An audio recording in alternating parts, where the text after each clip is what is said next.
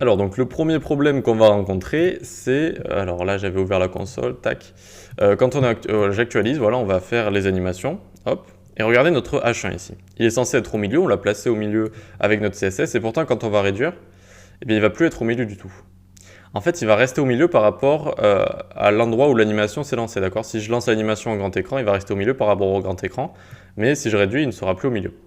Donc, pour pallier à ce problème, on va aller dans notre JavaScript ici, tout en haut, et on va faire un twin, donc twinmax.set.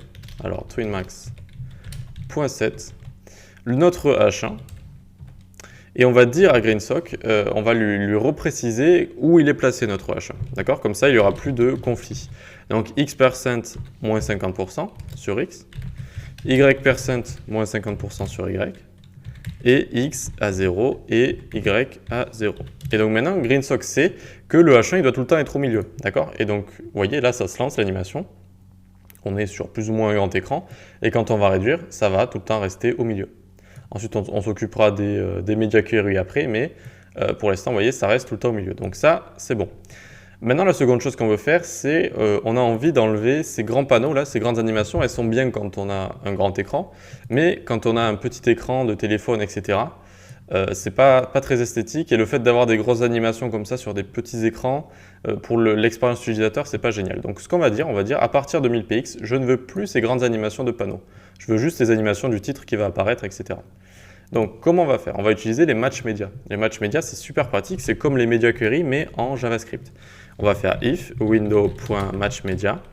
On ouvre les parenthèses, pardon. On ouvre les guillemets, on rouvre des parenthèses, et dans ces parenthèses-là, on va dire min-width 1000px, pardon.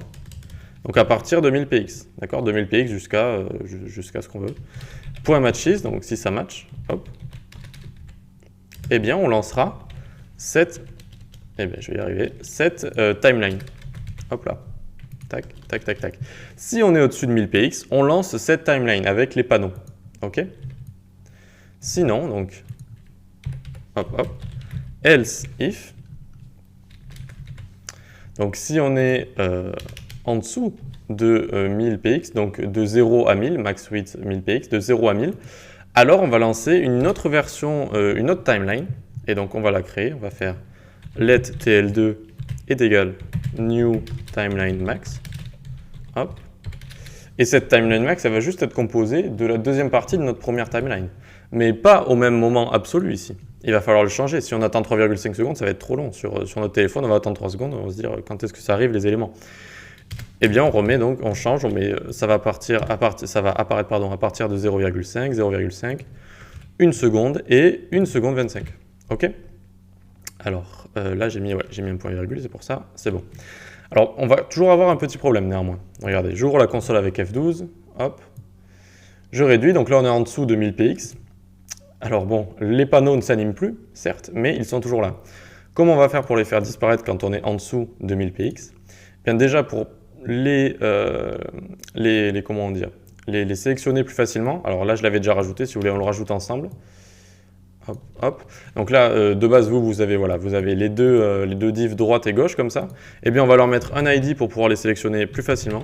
Donc ID est égal gauche, ID est égal droite. Voilà, tac. On revient, alors juste, hop, je suis un peu maniaque. On revient dans notre JavaScript.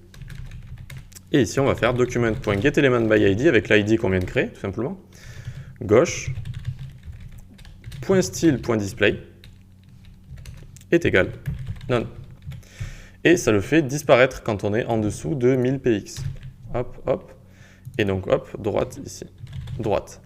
Et donc maintenant, on a bien ce qu'on veut. Regardez, on est en dessous de 1000px. On actualise. On n'a plus ces gros panneaux qui vont prendre toute la place, que pour des petits écrans, c'est pas top. Et on a juste nos animations des médias sociaux, titres, navigation, etc. Si on passe au-dessus, regardez, c'est écrit ici les px.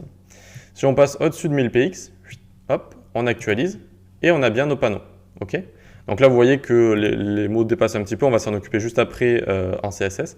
Mais c'est bon, on a fini avec nos animations JavaScript et on a même pu adapter au type d'écran, ce qui est quand même plutôt cool. OK? Donc en résumé, les match médias, c'est comme les media query, sauf que c'est en JavaScript. Ça permet de faire des animations un peu quand on veut, suivant le type d'écran. Donc, on se donne rendez-vous dans la prochaine session pour finir, écoutez, on va finir les media query, mais les vrais, cette fois en CSS, histoire que, voilà, quand on resize, ce sera un peu plus esthétique que ça.